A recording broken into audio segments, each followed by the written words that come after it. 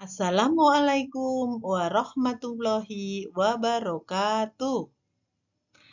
Anak-anak semua, pelajaran hari ini yaitu tema 6, subtema 1 tentang metamorfosis yang akan diampu oleh Ibu Siti Malika. Anak-anak semua, sebelum pelajaran kita mulai, kita berdoa dahulu semoga diberi kelancaran dan kemudahan. Berdoa mulai. Bismillahirrahmanirrahim. Di materi ini kita mempelajari tentang 5 bagian, yaitu daur hidup, metamorfosis, tahapan pertumbuhan metamorfosis, daur hidup kupu-kupu, dan nilai-nilai pada daur hidup kupu-kupu. Daur hidup. Semua makhluk hidup mengalami pertumbuhan dan perkembangan. Hewan dan manusia mengalami beberapa tahapan pertumbuhan dan perkembangan dalam kehidupannya. Tahapan pertumbuhan dan perkembangan hewan membentuk sebuah siklus hidup atau daur hidup. Hewan mengalami tahapan pertumbuhan dan perkembangan yang berbeda-beda. Ada jenis hewan yang mengalami perubahan bentuk di setiap tahap hidupnya. Namun, ada pula hewan yang tidak mengalami perubahan bentuk pada setiap tahapannya, selain bertambah besar saja. Hewan yang mengalami perubahan bentuk dalam siklus hidupnya berarti mengalami metamorfosis.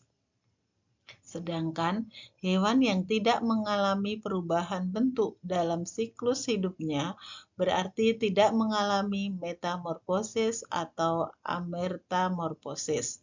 Seperti contohnya, hewan mamalia tidak mengalami metamorfosis, sedangkan kupu-kupu mengalami metamorfosis.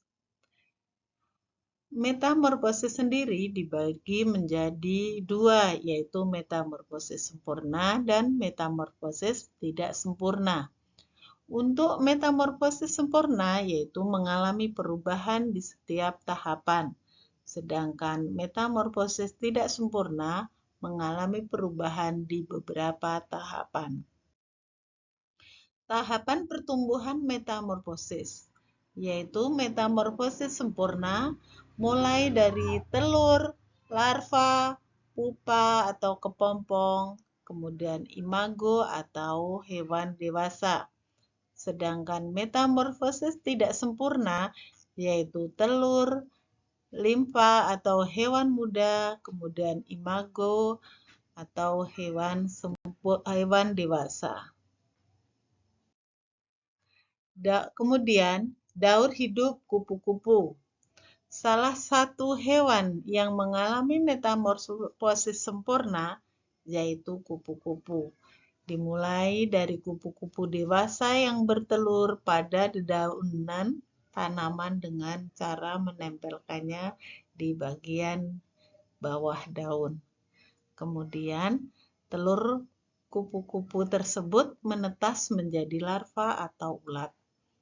Ulat akan makan banyak daun sehingga tubuhnya akan lebih besar dan akan berubah menjadi kepompong.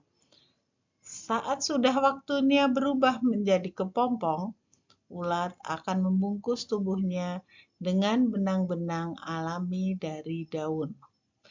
Tahap kepompong berlangsung selama 10-12 hari. Pada masa tersebut, ulat mendapatkan makanan dari enzim yang dikeluarkan dari tubuhnya.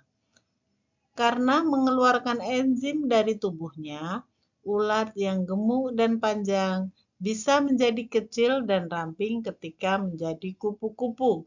Setelah melewati tahap kepompong, maka ulat dengan yang lebih kecil dan sayap cantik akan keluar dari kepompong. Nah, dari nilai-nilai pada daur hidup kupu-kupu, yaitu nilai-nilai yang dapat diambil dari daur hidup kupu-kupu adalah untuk mencapai titik kesuksesan kita butuh perjuangan yang tidak mudah, sehingga Kita harus terus bekerja keras dan pantang menyerah. Perjuangan kepompong untuk menjadi kupu-kupu yang cantik membutuhkan waktu yang lama, sehingga nilai yang dapat kita ambil adalah setiap perjuangan butuh kesabaran. Nah, demikian anak-anak semuanya.